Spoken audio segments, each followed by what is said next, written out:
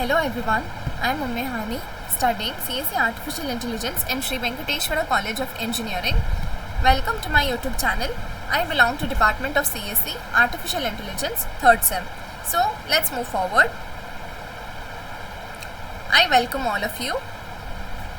Topic for today is Java selection statements. So let's move on with the first topic, that is the switch case statement.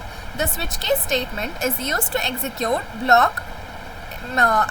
different blocks of code based on different possible values of an expression. It provides an alternative to long chains of if-else statements. The expression in the switch statement is compared with the values in the case statements and the corresponding block is executed.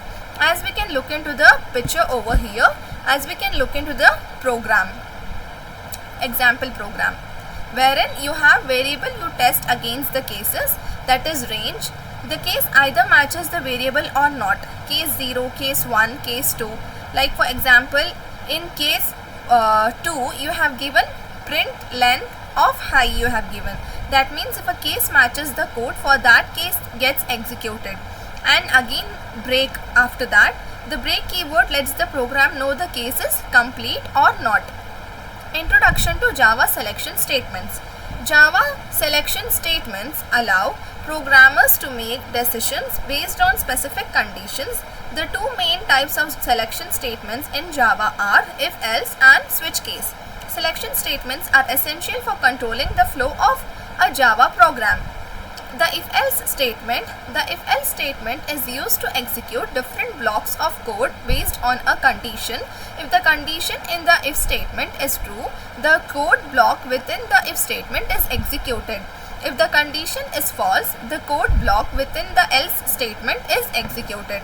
As we can look into the following diagram, which is of if-else if statement. Example of switch case statement. Character grade is equals to A. Switch of grade, we have given cases like case A, case B, and then we have printed there excellent. System.out.print length excellent break. Case B, system.out.print ln good job. Again we are first we are printing excellent, then we are printing good job, and we are breaking the statement. And also we mentioned default statement over there, system.out.println, keep going. In this example, as we can see in the program checks the value of the grade variable and prints a message based on the case. The break statement. The break statement is used to terminate the execution of a switch case or loop statement. It is commonly used after each case block in a switch case statement to prevent fall-through behavior. Fall-through behavior occurs when the program continues executing the code blocks after a matching case. As we can look over the picture, that is for and while conditions. The continue statement is used to skip the rest of the current loop iteration and move to the next iteration. It is commonly used within loops to skip certain iterations based on a condition. The continue statement allows for more efficient and controlled looping. The nested if statement. The nested if statement is an if statement within another if statement. It is used when multiple conditions need to be checked sequentially.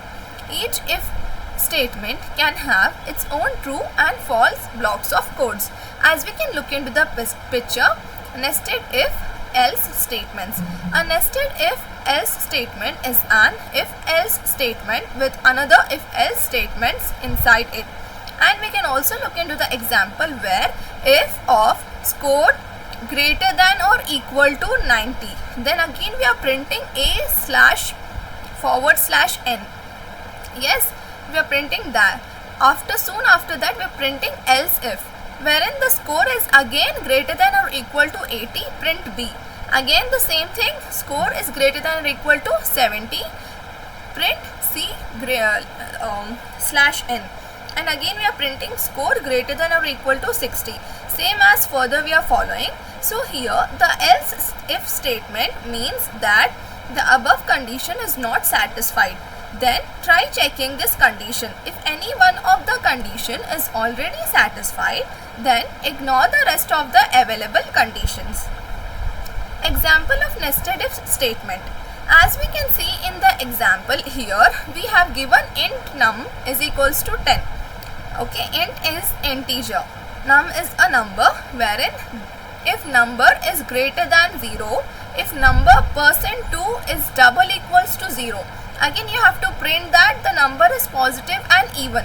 So now, and also else again you have to print the number is positive but odd.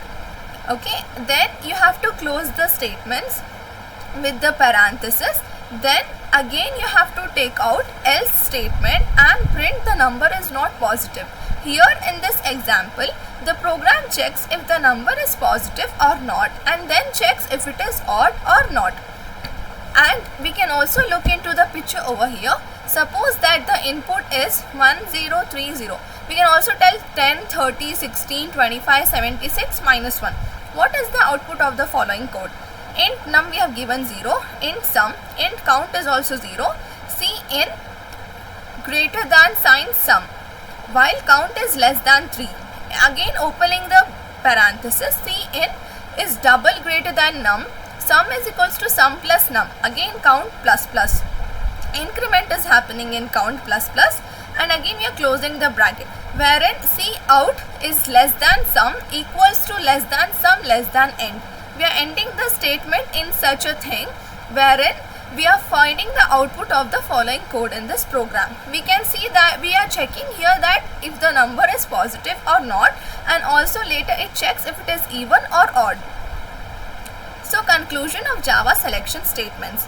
As we know, Java selection statements are crucial for making decisions and controlling the flow of program.